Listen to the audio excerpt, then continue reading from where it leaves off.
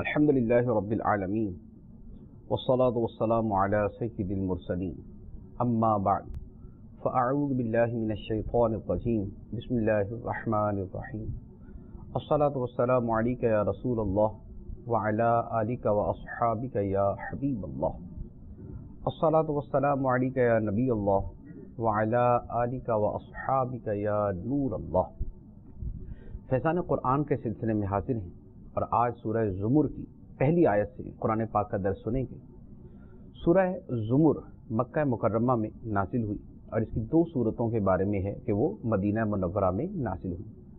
اس سورہ مبارکہ میں 8 رکوع ہیں اور 75 آیات ہیں۔ زمر کا معنی ہے گروہ۔ اس سورہ مبارکہ میں آیت نمبر 71 میں اللہ تبارک و تعالی نے کفار کے گروہ در گروہ جہنم میں جانے کا ذکر کیا، اور آیت نمبر 73 میں متقین کے جنت میں گروہ در گروہ جانے کا ذکر کیا۔ تو وہاں چونکہ زمر کا لفظ بیان ہوا، اسی مناسبت سے اس کا نام سورہ زمر ہے۔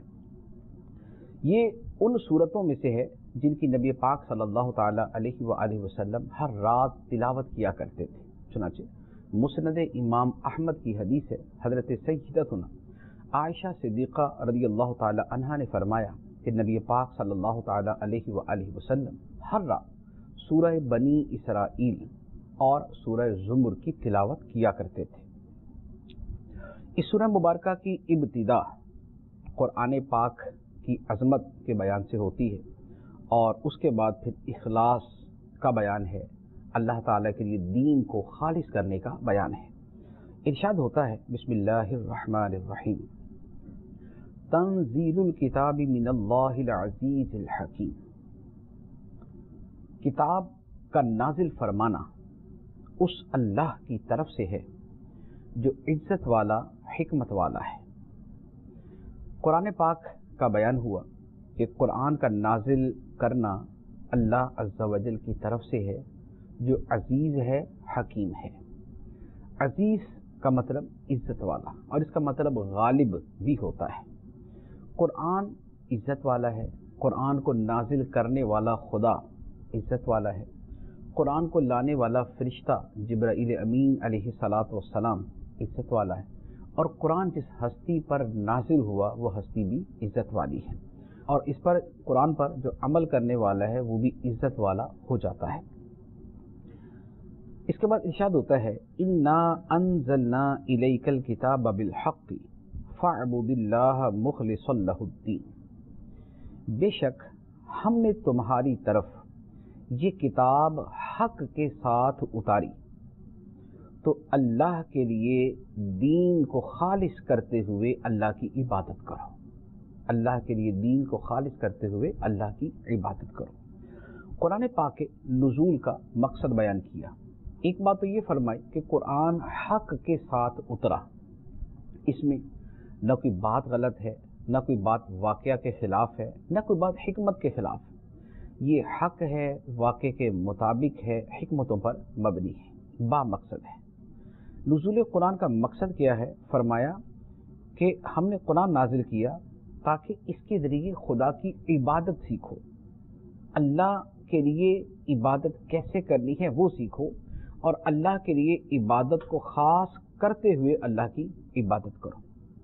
اخلاص کے ساتھ عبادت کرنا بڑا اہم ہے۔ اخلاص نہ ہو تو عمل کا ثواب نہیں ملتا، اور اخلاص ترک کر کے ریاکاری ہو جائے تو گناہ بھی ملتا ہے۔ حدیث مبارک کے اندر بڑے واضح طور پہ فرمایا گیا انما الاعمال بالنیات، اعمال کا دار و مدار نیتوں پر ہے۔ نیت اچھی ہوگی تو ثواب ملے گا، نیت بری ہوئی تو الٹا گناہ ہوگا۔ نماز بڑی اہم عبادت، اچھی نیت سے ہو تو ثواب ملتا ہے، لیکن اگر معاذ اللہ ریاکاری کی نیت ہے تو اسی کے اوپر گناہ ملتا ہے۔ اب اس کے بعد مزید اللہ ہی کے لیے دین خالص کرنے کے حوالے سے بیان ہوتا ہے۔ ارشاد ہوا، اور بتوں کی پوجا کے متعلق کفار کا، مشرکوں کا جو نظریہ ہے اس کا بیان ہوتا ہے۔ ارشاد ہوا الا للہ الدین الخالص والذین اتخذوا من دونہ اولیاء ما نعبدهم الا ليقربونا الى اللہ زلفى ان اللہ یحکم بینہم فीमा हुम फीहि यख्तलिफून इन्नल्लाह ला यहदी मन हुवा काज़िबुन कफ़्फ़ार।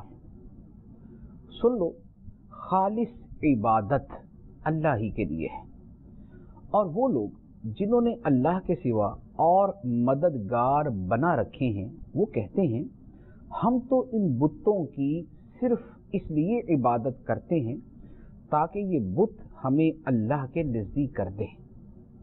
अल्लाह उनके दरमियान उस बात में फ़ैसला कर देगा जिसमें ये इख्तिलाफ कर रहे हैं। बेशक अल्लाह उसे हिदायत नहीं देता जो झूठा बड़ा नाशुक्रा हो। इस आयत मुबारका में एक नहीं बल्कि बहुत सी बातें इरशाद फरमाएगी। सबसे पहली बात इरशाद फरमाएगी कि खालिस इबादत अल्लाह ही के लिए है। क्या मतलब ये कि खालिस इबादत का हक सिर्फ अल्लाह का है। इबादत खालिसतन अल्लाह के लिए होनी चाहिए। इबादत शिर्क से पाक हो, यानी अल्लाह की इबादत की जाए तो ये ना हो कि कभी अल्लाह की इबादत कर ली और कभी किसी बुत की इबादत कर ली। इबादत सिर्फ अल्लाह के लिए हो, शिर्क से पाक होनी चाहिए। तो मुशरिक अल्लाह की इबादत तो करते थे लेकिन साथ में शरीक भी ठहराते थे और चीज़ों की भी इबादत करते थे, बुतों की भी इबादत करते थे, या अल्लाह ही की इबादत की जाए लेकिन बहुत से मुजस्समों के ज़रिए और इस तरह की चीज़ों के ज़रिए की जाए। जैसे बाद लोग वो भी हैं कि जो कहते हैं कि अल्लाह तो एक ही है लेकिन ये जो हमने छोटे छोटे खुदा बनाए हुए तो ये इनके थ्रू हम अल्लाह की इबादत करते हैं। तो अल्लाह ताला ने फरमा दिया कि खालिस इबादत सिर्फ अल्लाह के लिए। ये नहीं हो सकता कि दरमियान में छोटे छोटे बुत बनाकर उनके थ्रू अल्लाह की इबादत की जाए। अल्लाह ताला ने इबादत के लिए ऐसी कोई शय वसीला नहीं बनाई। लिहाजा अगर अल्लाह के बराबर किसी और को खुदा समझा तो भी कुफ्र है, तो भी शिर्क है, और अल्लाह की इबादत के लिए दरमियान में किसी को खुदा बनाया तो भी शिर्क है। दोनों चीज़ें ही बातिल हैं, दोनों तरीके ही गलत हैं। तो इबादत खालिस अल्लाह के लिए होनी चाहिए, शिर्क से पाक हो, और इसी तरह दिखावे से पाक हो। कि दिखावा जो है ये भी छोटा शिर्क है, इसे शिर्क खफ़ी कहा गया। मिसाल के तौर पे एक बंदा अल्लाह ताला की इबादत करता है, मकसद क्या होता है? मकसद ये होता है कि अल्लाह ताला उससे राज़ी हो जाए, अल्लाह ताला की बारगाह में उसका कुछ मकाम बन जाए। लेकिन अगर कोई शख्स इसके साथ ये नियत कर लेता है कि लोगों की नज़र में भी उसका कुछ मकाम बन जाए, तो अब गौर करें कि उसने इबादत अल्लाह अज़्ज़ा वजल के लिए भी की और लोगों के लिए भी की। कि अल्लाह की बारगाह में भी मकाम हासिल करना चाहा, लोगों की नज़र के अंदर भी इज्जत हासिल करनी चाहिए, तो ये खुदा के साथ शरीक तो किया, ये अल्लाह ताला के साथ शरीक ही तो किया। लेकिन चूंकि ये शिर्क एतकादन नहीं है, ये जो सूरत है ये एतकादन नहीं है, लिहाजा ये शिर्क जली और शिर्क अकबर नहीं है बल्कि शिर्क असगर है, शिर्क खफ़ी है। तो रियाकारी शदीद हराम है कि इसमें शिर्क की बू पाई जाती है, शिर्क खफ़ी है, हकीकी शिर्क नहीं है। हकीकी शिर्क बिल्कुल इससे जुदा चीज़। एक बात ये बात। दूसरी बात ये बयान की गई कि ये जो बुतों को अल्लाह के सिवा अपना मददगार समझते हैं, बुत हमें दौलत देंगे, माल देंगे, मुसीबतों से बचाएंगे, तो वो बुतों के बारे में कहते हैं कि हम इन बुतों की इबादत इसलिए करते हैं कि ये हमें अल्लाह के करीब करते हैं। मुशरिक कहते हैं कि हम बुतों की इबादत इसलिए करते हैं, लात है, मनात है, उज़्ज़ा है, हुबुल है, ये जो नितने इस तरह के बुत थे, नायला था, उसाफ था, ये जो बुत थे, मुशरिक कहते हैं कि हम इन बुतों की इबादत इसलिए करते हैं कि ये हमें अल्लाह के करीब कर दें। अब यहाँ पर एक बात बड़ी वाज़ेह, ये जो आयत का मैंने हिस्सा भी आपके सामने अर्ज़ किया, इसकी बहुत से लोग गलत तफसीर और गलत ताबीर करते हैं। वो क्या? वो ये कहते हैं कि मुसलमान जो अल्लाह के वलियों को मानते हैं, अल्लाह के नबियों की ताज़ीम करते हैं, अल्लाह के नबियों को वसीला समझते हैं अल्लाह के कुर्ब का, वो मुसलमान भी मआद अल्लाह इस आयत में दाखिल है। ये एक बहतान है, मुसलमानों के अकीदे और ईमान पर हमला है। मुसलमानों के अकीदे और ईमान पर हमला है कि मआद अल्लाह ये नबियों की इबादत करते हैं। अब आप गौर करें, मिसाल के तौर पे मैं मुसलमान हूँ, आप मुसलमान हैं, हम अल्लाह ताला के नबियों को वसीला मानते हैं, नबी पाक सल्लल्लाहु ताला अलैहि वसल्लम को हम वसीला मानते हैं। वसीला ये तो है ना कि कुरान किसके ज़रिए मिला, नबी पाक अलैहिस्सलाम के ज़रिए। तो जिसके ज़रिए कुरान मिला तो इसी को तो वसीला कहते हैं। वसीले का मतलब होता है मा युतवस्सलु बिला शैइन, मा युतवस्सलु बिला मक़सूदिन, कि जिसके ज़रिए किसी मकसद तक पहुँचा जाए। कुरान हम तक नबी पाक अलैहिस्सलाम के ज़रिए पहुँचा, तो नबी पाक अलैहिस्सलाम वसीला बने कुरान के हम तक पहुँचने के लिए। अच्छा, हम अल्लाह ताला के अहकाम को जानते हैं, अल्लाह की मारिफत हासिल करते हैं नबी पाक अलैहिस्सलाम के ज़रिए। तो नबी पाक अलैहिस्सलाम वसीला नहीं हुए तो क्या हुआ? वसीला ही है ना, कि नबी पाक अलैहिस्सलाम के ज़रिए के वसीले से हमने अल्लाह अज़्ज़ व जल की पहचान हासिल की, अल्लाह ताला के अहकाम को जाना, तो ये वसीला हुआ। और ये वसीला जो हमने अल्लाह के अहकाम को पहचाना, उन पर अमल किया, इससे खुदा का कुर्ब मिलता है या नहीं मिलता? मिलता है। तो फिर नबी पाक अलैहिस्सलाम के वसीले से खुदा का कुर्ब तो मिला, लियुक़र्रिबूना, तो पाया गया कि हमें अल्लाह से करीब करते हैं नबी पाक अलैहिस्सलाम। अब सवाल ये है कि फिर आयत का क्या मतलब हुआ? तो आप अल्फाज पे गौर करें, अल्फाज पे गौर करें। मुशरिक ये कह रहे हैं कि मा नअबुदुहुम इल्ला लियुक़र्रिबूना इलल्लाहि ज़ुल्फ़ा, हम इन बुतों की इबादत करते हैं। लफ्ज़ देखें, मा नअबुदुहुम इल्ला लियुक़र्रिबूना इलल्लाहि ज़ुल्फ़ा।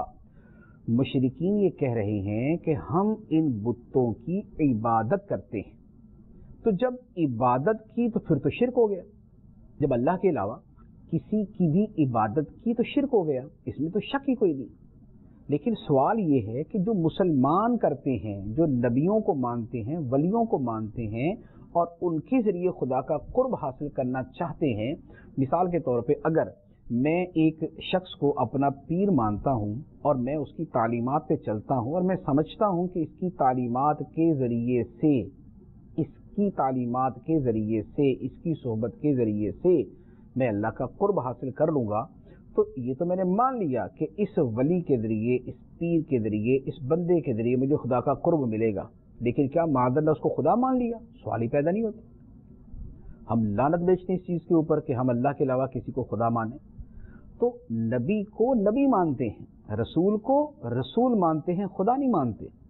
वली को खुदा का दोस्त और खुदा का बंदा मानते हैं, खुदा नहीं मानते। हम उनकी इबादत नहीं करते। हम कहते हैं कोई वली खा कितना ही बड़ा क्यों ना हो, खा वो गौसे पाक रज़ी अल्लाह ताला अन्हु क्यों ना हो, कोई नबी जितना ही उसका बुलंदो बाला मर्तबा हो, जैसे हमारे आका सल्लल्लाहु अलैहि वसल्लम, हम इनमें से किसी की इबादत नहीं करते, हम इनकी इबादत नहीं करते, हम इनकी इबादत नहीं करते। अब जब जो मैं जुमले बोल रहा हूँ, मुसलमानों का बच्चा बच्चा यही कहता है, तो आखिर ये क्या बात हुई कि मुसलमान तो कसमें खा के बोले कि हम नबियों की, वलियों की इबादत नहीं करते, हम उनको खुदा नहीं मानते, हम उनकी इबादत नहीं करते, लेकिन फिर उन पे इल्ज़ाम लगा दे, नहीं जी तुम इबादत करते हो, नहीं जी तुम खुदा मानते हो, नहीं जी तुमने खुदा मान लिया। तो अब इस तरह के बातिल इल्ज़ामात और बहतान का क्या जवाब हो सकता है? तो जो यहाँ मुशरिकों की बात है वहाँ तो वाज़े अल्फाज हैं, मा नअबुदुहुम इल्ला, हम जो इनकी इबादत करते हैं वो इसलिए करते हैं। और हम ये कहते हैं कि हम इबादत नहीं करते, हम उनसे मोहब्बत करते हैं, हम नबियों वलियों की ताज़ीम करते हैं, हम नबी और वलियों के बताए हुए तरीक़ों पर चलते हैं, हम उनकी शफाअत के मुतमन्नी होते हैं। अब आप बताएं कि क्या शफाअत नहीं करेंगे? क्या शफाअत नहीं करेंगे? शफाअत का अकीदा तो कुरान में, अल्लाह के नबी शफाअत करेंगे, अल्लाह के वली शफाअत करेंगे, नेक लोग शफाअत करेंगे, ये तो अल्लाह ताला ने कुरान में बयान किया। एक आयत नहीं है, 20 आयतें। तो इनकी शफाअत से हमें खुदा का कुर्ब मिलेगा, तो इसमें क्या शक है? ये तो कुरान के अंदर है। तो फिर कैसे कह सकते हैं कि इनको खुदा मान लिया? अच्छा, फिर एक और बात है, हम ये कहें कि एक बंदा नेक है, वो हमारे लिए दुआ करेगा कि ए अल्लाह, मुझको मसलन मैं जाता हूँ किसी नेक बंदे के पास और मैं अर्ज़ करता हूँ कि हुजूर अल्लाह ताला की बारगाह में मेरे लिए दुआ कर दें कि अल्लाह ताला मुझे अपना मुकर्रब बना ले। वो मेरे लिए दुआ करता है, तो बताइए उस नेक बंदे की दुआ कबूल हो सकती है या नहीं हो सकती? यकीनन हो सकती। जब हो सकती है तो उस बंदे की दुआ ने मुझे खुदा का मुकर्रब बनाया या नहीं बनाया? बना दिया। तो ये हम ये करते हैं, हम तो ये कहते हैं تو اب کیا مطلب، میں نے کسی نیک بندے سے عرض کی کہ آپ میرے لیے دعا کر دیں کہ اللہ مجھے اپنا مقرب بنا لے، تو میں نے تو اس کو خود یہ کہا کہ اللہ تعالیٰ سے دعا کرو. یہ کب ہوا کہ اس کو خدا مان لیا؟ لہذا مشرکوں کا بتوں کو خدا ماننا اور یہ کہنا کہ ہم ان بتوں کی عبادت اس لیے کرتے ہیں کہ یہ ہمیں اللہ کے قریب کر دیں، یہ اور چیز ہے. اور ہم مسلمان جو نبیوں کو، ولیوں کو وسیلہ مانتے ہیں، اللہ کے قرب کا ذریعہ سمجھتے ہیں، ان کی دعائیں چاہتے ہیں، ان کی صحبت اور ان کی تعلیمات سے ہم اللہ تعالیٰ کا قرب حاصل کرتے ہیں، یہ چیز بالکل جدا ہے. دونوں کو مکس کرنا، میں نے جتنی وضاحت سے بات کر دی ہے، اس کے بعد تو اب آسانی سمجھ سکتے ہیں کہ دونوں میں زمین و آسمان کا فرق ہے. لہذا کسی مسلمان پر بدگمانی کرنا کہ یہ خدا سمجھتا ہے نبیوں کو، ولیوں کو، اس سے بڑھ کر بدتر بدگمانی اور کیا ہو سکتی ہے. ایک آدمی کے بارے میں ہم عام سے گناہ کی بدگمانی بھی نہیں کر سکتے، لیکن مسلمانوں پہ اتنی بڑی بدگمانی کرنا کہ معاذ اللہ دنیا کی 1.5 ارب مسلمانوں میں 1.25 ارب جو ہے معاذ اللہ شرک میں پڑا ہوا ہے اور مشرک ہو چکا ہے. معاذ اللہ اس سے بڑھ کر بدگمانی اور کیا ہو سکتی ہے. لہذا خدا سے ڈرنا چاہیے اور اس طرح کی چیزوں سے اجتناب کرنا چاہیے. اب اس کے بعد اللہ تبارک و تعالی نے ایک اور عقیدہ ہمیں بتایا اپنی ذات کے بارے میں کہ اللہ تعالیٰ اولاد سے پاک ہے. ارشاد ہوتا ہے لو اراد اللہ ان یتخذ ولدا لاصطفى مما يخلق ما يشاء سبحانہ هو اللہ الواحد القہار.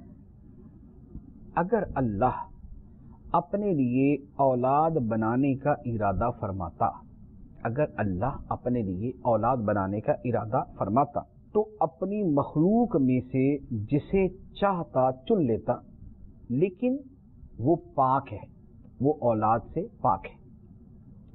وہی ایک اللہ سب پر غالب ہے، وہی ایک اللہ سب پر غالب ہے. اللہ تعالیٰ اولاد سے پاک ہے، یہ ہمارا بڑا بنیادی عقیدہ ہے. کافروں نے اللہ تعالیٰ کی طرف اولاد منسوب کی 2 طریقوں سے. ایک تو اس اعتبار سے کہ باقاعدہ نسب ہی ثابت کر دی، فرشتے اللہ تعالیٰ کی بیٹی، جنات اور اللہ تعالیٰ کے درمیان نسب ثابت کر دیا کہ جنات اللہ تعالیٰ کے بیٹے. حضرت عیسیٰ علیہ الصلوۃ والسلام کو بھی معاذ اللہ خدا کا بیٹا قرار دے دیا. ایک تو یہ. دوسرا یہ ہے کہ اللہ تعالیٰ اولاد کو اختیار کر لے. ایک تو ہے کہ بطور جو جنم دینے کے اولاد ہے وہ، اور ایک ہے ایڈاپشن جس کو ہم بولتے ہیں نا کہ بچہ اختیار کر لیا، لے پالک بنا لیا کہ بھئی آج سے میں نے اس کو اپنے بیٹے کے طور پہ اپنا لیا. اللہ تعالیٰ دونوں سے پاک ہے. پہلی صورت کہ اللہ تعالیٰ کے اولاد ہو ایسے کہ جیسے بطور جنم کے اولاد ہو، اللہ تعالیٰ اس سے پاک ہے، کیونکہ اللہ تعالیٰ واحد ہے، کوئی اس کا ہم جنس نہیں. وہ اس سے پاک ہے کہ اس کے لیے جنس اور اس طرح کے جب وہ چیزیں استعمال کی جائیں، اللہ تعالیٰ اس سے پاک ہے. اور اللہ تعالیٰ اس سے بھی پاک ہے کہ وہ کسی کو اپنے بیٹے اور اپنی اولاد کے طور پر اختیار کرے. اس کی شان وراء الورا ہے. تو اللہ تعالیٰ دونوں اعتبار سے اولاد سے پاک ہے. وہ اللہ ہے، واحد ہے، قہار ہے. تو اور اب یہاں جو بات بیان کی گئی وہ یہ ہے کہ اگر اللہ تعالیٰ چاہتا اولاد اختیار کرنا تو وہ اپنی مرضی سے اختیار کرتا، نہ کہ ان کافروں پہ چھوڑتا کہ کبھی فرشتوں کو اللہ کی بیٹیاں بنا دیا، کبھی کسی کو بنا دیا، کبھی کسی کو بنا دیا. اگر اللہ تعالیٰ نے اولاد اختیار کرنی ہوتی تو معاملہ کافروں پہ تھوڑی چھوڑتا، وہ جو کرتا خود کرتا. تو یہ لوگ جو بغیر کسی دلیل کے کہتے جا رہے ہیں کہ اللہ تعالیٰ کی اولاد ہے، فلاں اللہ کی بیٹی ہے، فلاں اللہ کا بیٹا، یہ تو معاذ اللہ اصلاً مردود ہے. اور یہاں یہ بھی جو بات ہے کہ اگر اللہ تعالیٰ چاہتا اولاد اختیار کرنا تو اپنی مخلوق میں جسے چاہتا اختیار کر لیتا، یہ بھی بطور فرض کے ہے، یہ بھی بطور فرض کے ہے. ورنہ اللہ تعالیٰ کے لیے یہ بھی محال ہے، اللہ تعالیٰ کے لیے یہ بھی محال ہے. تو یہ تعلیق بالمحال کی ایک صورت ہے. جو اہل علم ہے وہ ان جملوں سے سمجھ جائیں گے کہ میں کیا کہنا چاہ رہا ہوں. اب اس کے بعد اللہ تعالیٰ کی وحدانیت اور اس کی قدرت کی آفاقی نشانیوں کا بیان ہوتا ہے. ارشاد ہوتا ہے خلق السماوات والارض بالحق یکور اللیل علی النہار ویکور النہار علی اللیل وسخر الشمس والقمر کل یجری لاجل مسمی الا هو العزیز الغفار. اس نے آسمان اور زمین حق کے ساتھ بنائے، وہ رات کو دن پر لپیٹتا ہے اور دن کو رات پر لپیٹتا ہے، اور اس نے سورج اور چاند کو کام میں لگا دیا، ہر ایک ایک مقررہ مدت تک چلتا رہے گا۔ سن لو، وہی عزت والا بخشنے والا ہے۔ یہ اللہ تعالیٰ کی شانوں کا بیان ہے، اس کی شان تخلیق اور شان تکوین کا بیان ہے۔ تو اس آیت میں پہلے اللہ تبارک و تعالی نے آسمان و زمین کی تخلیق کو بیان فرمایا، پھر اس کے بعد اپنی قدرت کہ اللہ تعالیٰ رات کو دن پر لپیٹ دیتا ہے اور دن کو رات پر لپیٹ دیتا ہے۔ پھر تیسری بات کہ اللہ تعالیٰ نے سورج اور چاند کو کام میں لگایا ہوا ہے۔ سورج اپنے کام میں ہے، چاند اپنے کام میں ہے۔ سورج کا اپنا سسٹم ہے، چاند کا اپنا سسٹم ہے، اور ان کے بارے میں اللہ تعالیٰ ارشاد فرماتا ہے کل یجری لاجل مسمی، ہر کوئی ان میں سے ہر ایک سورج اور چاند ایک مقررہ مدت تک چلتا رہے گا۔ جو نظام اللہ تعالیٰ نے ان کے چلنے کا مقرر کیا، یہ اس نظام کے مطابق ایک مقررہ مدت تک چلتے رہیں گے، اور وہ مدت قیامت ہے۔ جب قیامت آئے گی تو پھر سورج اور چاند یہ فنا ہو جائیں گے، سورج بے نور ہو جائے گا، چاند پھٹ جائے گا، ٹکڑے ٹکڑے ہو جائے گا۔ اب اس سے اگلی آیت میں اللہ تبارک و تعالی نے اپنی وحدانیت اور اپنی قدرت کی زمینی نشانیوں کو بیان فرمایا۔ جو پہلی آیت تھی اس میں قدرت الہی کی آفاقی نشانیاں کہ آسمان ہے، زمین ہے، دن رات ہے، سورج چاند ہے، تو ان میں زیادہ کا تعلق آفاق کے ساتھ ہے۔ اب زمینی نشانیوں کا بیان ہے۔ ارشاد ہوتا ہے خلقکم من نفس واحدۃ ثم جعل منها زوجها وانزل لكم من الانعام ثمانیة ازواج يخلقكم في بطون امهاتكم خلقا من بعد خلق في ظلمات ثلاث ذلكم الله ربكم له الملك لا الہ الا هو فأنا تصرفون۔ اللہ نے تمہیں ایک جان سے پیدا کیا، پھر اسی سے اس کا جوڑا بنایا، اور تمہارے لیے چوپایوں میں سے 8 جوڑے بنائے۔ تمہیں تمہاری ماؤں کے پیٹ میں 3 اندھیروں میں پیدا کرتا ہے، ایک حالت کی تخلیق کے بعد دوسری حالت کی تخلیق کی طرف۔ یہ اللہ تمہارا رب ہے، اسی کی بادشاہی ہے، اس کے سوا کوئی عبادت کے لائق نہیں، تو تم کہاں پھیرے جاتے ہو۔ متعدد چیزیں بیان ہوئیں۔ پہلی اللہ تبارک و تعالی نے اپنی قدرت کی نشانی بیان فرمائی کہ اللہ تعالی نے تمہیں نفس واحدہ سے پیدا کیا، ایک جان سے پیدا کیا۔ وہ ایک جان حضرت آدم علی نبینا و علیہ الصلاۃ والسلام ہے، اور پھر فرمایا کہ اسی ایک جان سے اس کا جوڑا پیدا کیا، یعنی حضرت حوا رضی اللہ تعالی عنہا کو اللہ تعالیٰ نے حضرت آدم علیہ الصلاۃ والسلام سے ہی پیدا کیا۔ دوسری بات ارشاد فرمائی اور اللہ تعالیٰ نے تمہارے لیے چوپایوں میں سے 8 جوڑے بنائے، چوپایوں میں سے 8 جوڑے بنائے، جیسے اونٹ اونٹنی ہے، مینڈا بھیڑ ہے، بکرا بکری ہے، گائے بھینس ہے، یہ 8 جوڑے یعنی مل کر یہ 8 بنتے ہیں۔ یہ اللہ تعالیٰ نے یہ چوپائے بنائے۔ ان 8 کا بطور خاص تذکرہ اس لیے ہے کہ چونکہ عام طور پہ انسان کے استعمال میں یہی آتے ہیں، ہمارے جو استعمال کے اندر جانور ہیں، گوشت کے لیے ہم یہی جانور استعمال کرتے ہیں، اور اسی طرح جو ہے وہ بار برداری کے لیے پچھلے زمانے کے اندر یہی استعمال ہوتے تھے، دودھ کے لیے آج بھی جو ہے وہ بھینس، گائے اور بکری ہی استعمال ہوتی ہے۔ تو چونکہ ان سے منافع زیادہ ہیں اور یہ ہمارے سامنے ہیں اور زیادہ تر یہی استعمال ہوتے ہیں، تو اللہ تعالیٰ نے بطور خاص ان کا تذکرہ کیا، اور اس کے لیے جو لفظ ارشاد فرمایا وہ ہے وَأَنزَلَ لَكُمْ، اور اس نے تمہارے لیے اتارے 8 جوڑے۔ اب اتارے سے تو یہ لگتا ہے کہ یہ آسمان سے اترے، تو یہاں یہ مراد نہیں ہے۔ یہاں پر انزلہ کہنے کا مقصد یہ ہے کہ چونکہ کہ ان نعمتوں کی نسبت اللہ تبارک و تعالیٰ کی طرف ہو، یہ اللہ تبارک و تعالیٰ نے تمہارے لیے پیدا کیے، تو یہ چونکہ نعمتیں اللہ عز و جل کی طرف سے ہیں، اور اللہ تعالیٰ کی طرف سے نعمتوں کے لیے عام طور پہ اللہ تعالیٰ نے نعمتیں اتاری، اس طرح کے الفاظ آتے ہیں، تو اس اعتبار سے یہاں پر انزلہ کا لفظ بیان ہوا۔ اب انسانی تخلیق کے بارے میں اللہ تعالیٰ ارشاد فرماتا ہے کہ اللہ تعالیٰ نے تمہیں تمہارے ماؤں کے پیٹوں میں پیدا کیا، ایک خلق کے بعد دوسری خلق، ایک حالت کے بعد دوسری حالت، اور 3 اندھیروں میں پیدا کیا۔ ایک حالت کے بعد دوسری حالت اور 3 اندھیروں میں پیدا کیا۔ ایک حالت کے بعد دوسری حالت سے مراد تو یہ ہے کہ جیسے پہلے جو ہے وہ نطفہ ہے، اس کے بعد پھر علقہ ہے، مضغہ ہے، پھر اس کے بعد انسان کا وجود بنتا ہے، پھر اس میں روح پھونکی جاتی ہے، جو قرآن پاک کے اندر بھی ارشاد فرمایا گیا۔ اور یہ مراحل انسانی تخلیق کے ہیں جو ماں کے پیٹ کے اندر بنتے ہیں۔ تو ایک تو اللہ تعالیٰ نے یہ ارشاد فرمائی، اور دوسری بات ارشاد فرمائی کہ 3 اندھیروں کے اندر اللہ تعالیٰ نے تمہیں رکھا۔ 3 اندھیرے، بچہ جب اپنی ماں کے بطن میں ہوتا ہے تو وہ 3 اندھیروں میں ہوتا ہے۔ ایک تو پیٹ کا اندھیرا ہے، دوسرا جو رحم ہے اس کا اندھیرا ہے، اور تیسرا جو بچے کے اوپر ایک جھلی لپٹی ہوئی ہوتی ہے وہ تیسرا اندھیرا ہے۔ تو بچہ 3 اندھیروں میں ہوتا ہے اور کیسی جگہ پہ ہوتا ہے، لیکن اللہ تعالیٰ اسے وہاں بھی زندہ رکھتا ہے، اور اللہ تعالیٰ اسے وہاں زندگی عطا فرماتا ہے اور عطا فرما کے اس کو وہاں رکھتا ہے۔ ایسی جگہ پہ بھی اللہ تعالیٰ نے اس کی زندگی کا نظام چلایا ہوا ہے، اس میں زندگی پھونکتا ہے، اس میں روح ڈالتا ہے، اس کی زندگی چلاتا ہے، اور اس کے بعد پھر وہ چھوٹا سا بچہ کیا سے کیا بن جاتا ہے۔ تو یہ اللہ تعالیٰ کی قدرت ہے کہ اللہ تعالیٰ چاہے تو جتنی چھوٹی جگہ میں کوئی زندہ نہ رہ سکے، اللہ تعالیٰ وہاں بھی اس کو زندہ رکھتا ہے۔ اب مثال کے طور پہ اب اگر کسی زندہ انسان کو، یعنی ایک جو انسان ہے، بچہ ہی لے لیں ہم، اس کو اتنی کسی بھی تنگ جگہ کے اندر ڈال دیں، کسی باکس کے اندر اس کو ڈال دیں، ہر طرف سے اس کو بند کر دیں، آکسیجن کے لیے کوئی ذریعہ نہ ہو، خوراک کے لیے ظاہری اعتبار سے کوئی ذریعہ نہ ہو، تو بتائیں کہ کتنا عرصہ بچہ زندہ رہے گا؟ بچہ زندہ نہیں رہ سکتا۔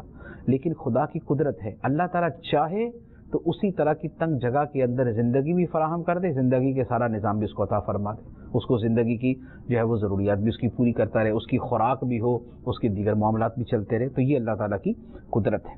اب اللہ تعالیٰ اپنی ان قدرتوں کے بعد ارشاد فرماتا ہے، کیا کیا باتیں بیان ہوئی کہ اللہ جس نے آسمان و زمین کو برحق بنایا، جو رات کو دن پہ لپیٹتا ہے، دن کو رات پہ لپیٹتا ہے، جس نے سورج اور چاند کو کاموں میں لگایا ہوا ہے، جس نے تمہیں نفس واحدہ سے پیدا کیا اور اس ایک جان سے اس کا جوڑا بنایا، جس نے تمہارے لیے 8 جوڑے مویشیوں سے بنائے، چوپایوں سے بنائے، اور جو تمہیں تمہاری ماں کے پیٹ میں 3 اندھیروں کے اندر بھی زندہ رکھتا ہے اور پیدا کرتا ہے۔ تو اللہ تعالیٰ یہ ساری باتیں ارشاد فرما کے فرماتا ہے، ذالکم اللہ ربکم، یہ ہے اللہ تمہارا رب۔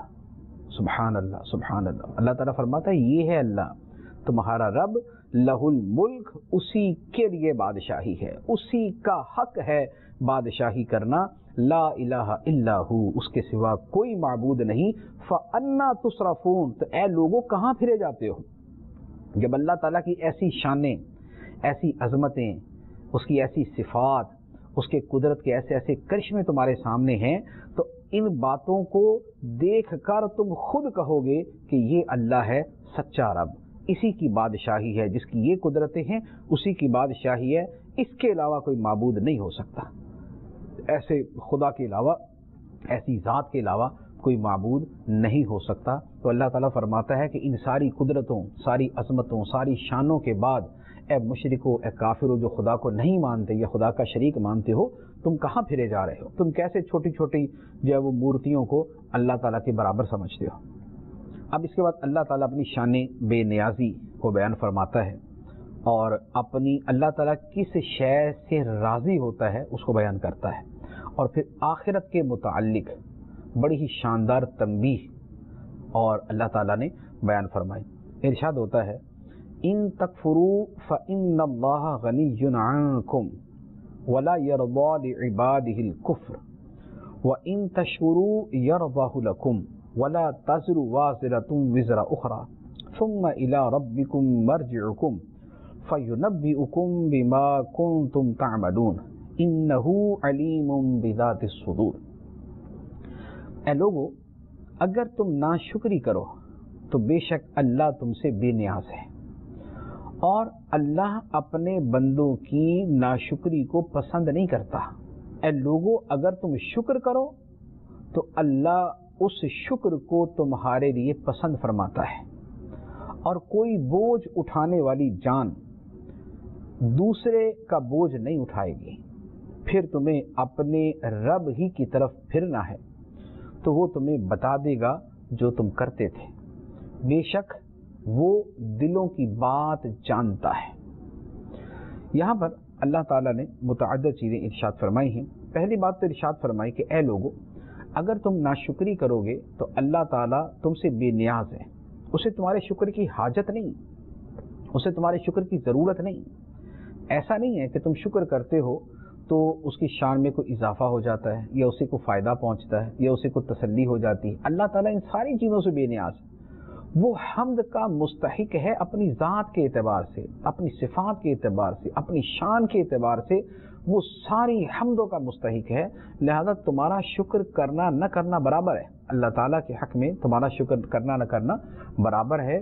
और अगर तुम नाशुक्री करोगे, जैसे अल्लाह ताला ने पहले नेमतें बयान फरमा दी कि अल्लाह ताला ने आसमान और ज़मीन बनाया, फ़ायदा किसको? हमें। आसमान है उसके फ़वाइद हमें हासिल होते हैं, ज़मीन है उस पर तो हम रहते हैं। सूरज और चाँद है, फ़ायदा किसको? हमें, कि सूरज के ज़रिए हमारा सारा निज़ाम चल रहा है, गर्मी सर्दी फसलों का पकना बाकी सारी चीज़ें सूरज की वजह से, चाँद के अपने फ़वाइद। इसी तरह रात और दिन है, रात और दिन का फ़ायदा किसको? हमें। अल्लाह ताला ने मवेशी बनाए, किसके लिए? हमारे लिए। तख्लीक का सारा निज़ाम है, इन तवालुद व तनासुल का सिलसिला है, औलाद पैदा होती है, फ़ायदा किसको? हमें। हम पैदा हुए तो ही हम मौजूद हैं, हमारी आगे नस्ल पैदा होती है तो आगे सिलसिला चलता है, निज़ाम इंसानियत कायम। तो अल्लाह ताला ने सारी नेमतें गिनवा कर और बयान फरमा के इरशाद फरमाया कि अगर तुम नाशुक्री करोगे, इन सारी नेमतों के बावजूद भी अगर तुम नाशुक्री करोगे तो अल्लाह तुमसे बेनियाज है, अल्लाह तुमसे बेनियाज है। और वो अपने बंदों की नाशुक्री को पसंद नहीं करता, ये भी याद रखना। वो बेनियाज है लेकिन उसे पसंद नहीं है कि तुम उसकी नाशुक्री करो। और अगर तुम शुक्र करो तो अल्लाह ताला उसे तुम्हारे लिए पसंद फरमाता है। अगर तुम शुक्र करोगे तो अल्लाह ताला उसे पसंद फरमाता है। तो अल्लाह ताला की जो रज़ा है, जो खुशनुदी है, वो है शुक्र के साथ, नाशुक्री के साथ नहीं। एक है अल्लाह ताला की मशीयत। मशीयत तो ये है कि अल्लाह ताला किसी शय का इरादा फरमाए कि ये हो जाए तो वो हो जाती है। अब खा वो अच्छी चीज़ है या बुरी चीज़ है, क्योंकि खालिक तो अल्लाह ताला ही है। और फ़ेल वजूद में आए तो फ़ेल तो मखलूक है, तो फ़ेल मखलूक है तो खालिक अल्लाह ताला है, लेकिन बंदा उस फ़ेल को करने वाला होता है, कासिब कहलाता है। तो अल्लाह ताला की मशीयत से ही सारा निज़ाम है। ज़र्रा हिलता है तो खुदा की मशीयत है, ज़र्रा बनता है तो खुदा की मशीयत, ज़र्रा ख़त्म होता है तो खुदा की मशीयत, ज़र्रा किसी और रंग में बदल जाता है तो खुदा की मशीयत। तो मशीयत और है, लेकिन अल्लाह ताला की रज़ा जो है वो और चीज़ है। बाज़ लोग अल्लाह ताला की मशीयत का जो है वो हीला बना लेते हैं, सहारा बना लेते हैं कि ले जी अल्लाह की मर्ज़ी थी तभी हो गया। अगर अल्लाह की मर्ज़ी होती तो हम नमाज़ें पढ़ लेते, अल्लाह ताला की मर्ज़ी होती तो हम दाढ़ी भी रख लेते, अल्लाह ताला की मर्ज़ी होती तो हम गरीबों की मदद भी कर लेते। तो ये जो मर्ज़ी का लफ्ज़ है ये असल में मशीयत है, कि अगर अल्लाह ताला की मशीयत होती तो अल्लाह ताला की जो रज़ा है, जो उसकी खुशनुदी है, वो उसकी इताअत करने में है, उसका हुक्म मानने में है, उसके फरमान के मुताबिक चलने के अंदर है। तो मशीयत और चीज़ है, रज़ा और चीज़ है। अल्लाह ताला बंदों की नाशुक्री से राज़ी नहीं, हाँ उनके शुक्र अदा करने पर राज़ी होता है। तो ये अल्लाह ताला ने हमें हुक्म दिया। अब इससे जो अगली बात इरशाद फरमाई, अगली बात भी बड़ी ही वाज़ेह है और हमारे लिए उसके अंदर बड़ी इबरत भी है। फरमाया कि क़यामत के दिन कोई जान किसी दूसरे का बोझ नहीं उठाएगी, कोई बोझ उठाने वाली जान किसी दूसरे का बोझ नहीं उठाएगी। दुनिया के अंदर तो है कि कोई आदमी किसी दूसरे के जुर्म को अपने ज़िम्मे ले लेता है, किसी के ऊपर कर्ज आता है तो आदमी बोल देता है यार इससे कर्जा नहीं लेना, मुझसे ले लो, मैं इसका कर्जा दे दूंगा, किफ़ाला हिवाला मुख्तलिफ अंदाज होते हैं। तो दुनिया के अंदर तो ये है कि हम किसी की रिस्पॉन्सिबिलिटी अपने ऊपर ले लेते हैं, लेकिन क़यामत के दिन कोई शख्स किसी के जुर्म का बोझ नहीं उठाएगा। ऐसा नहीं होगा कि औलाद बोलेगी कि या अल्लाह हमारे माँ बाप को बख्श दे, इनके गुनाह हम अपने ज़िम्मे लेते हैं, इनका अज़ाब हमें दे देना। या क़यामत के दिन इसके उलट हो जाए कि माँ बाप बोलें कि ए अल्लाह हमारी औलाद को बख्श दे, इनके गुनाह हमारे खाते में डाल के हमें जहन्नम में भेज दे। नहीं, क़यामत के दिन ऐसा नहीं होगा। कोई जान किसी का बोझ नहीं उठाएगी, कोई किसी के गुनाह लेने को तैयार नहीं होगा, कोई किसी को नेकी देने को तैयार नहीं होगा। तो अल्लाह ताला फरमाता है क़यामत के दिन कोई जान किसी दूसरी जान का बोझ नहीं उठाएगी।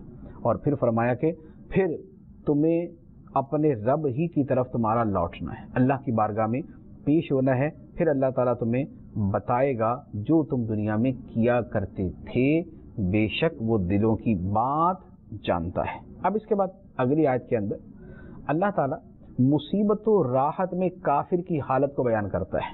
کافر کی حالت مصیبت میں کیسی ہوتی ہے اور راحت و آرام میں کیسی ہوتی ہے، اور پھر اللہ تعالیٰ اس پر تنبیہ فرماتا ہے۔ ارشاد فرمایا وَإِذَا مَسَّ الْإِنسَانَ ضُرٌّ دَعَا رَبَّهُ مُنِيبًا إِلَيْهِ ثُمَّ إِذَا خَوَّلَهُ نِعْمَةً مِّنْهُ نَسِيَ مَا كَانَ يَدْعُو إِلَيْهِ مِنْ قَبْلُ وَجَعَلَ لِلَّهِ أَنْدَادًا لِيُضِلَّ عَنْ سَبِيلِهِ قُلْ تَمَتَّعْ بِكُفْرِكَ قَلِيلًا إِنَّكَ مِنْ أَصْحَابِ النَّارِ۔ اور جب آدمی کو کوئی تکلیف پہنچتی ہے تو اپنے رب کو اس کی طرف رجوع کرتے ہوئے پکارتا ہے، تو اپنے رب کو پکارتا ہے اس کی طرف رجوع کرتے ہوئے۔ پھر جب اللہ اسے اپنے پاس سے کوئی نعمت دے دے تو وہ اس تکلیف کو بھول جاتا ہے جس کی طرف وہ پہلے اپنے رب کو پکار رہا تھا، اور اللہ کے لیے شریک بنانے لگتا ہے تاکہ اس کے راستے سے دوسروں کو بہکا دے۔ اے حبیب تم فرماؤ کہ اے کافر، اے مشرک، تھوڑے دن اپنے کفر کے ساتھ فائدہ اٹھا لے، بے شک تو دوزخیوں میں سے ہے۔ جو شرک کرنے والا ہے بے شک تو دوزخیوں میں سے ہے۔ یہاں پر اللہ تعالیٰ نے جو کیفیت بیان فرمائی ہے وہ ویسے تو کافر و مشرک کے بارے میں ہے کہ جب کسی مصیبت میں پڑتا ہے تو فوراً اللہ تعالیٰ کو پکارتا ہے کہ اے اللہ مجھے اس مصیبت سے نجات دے دے۔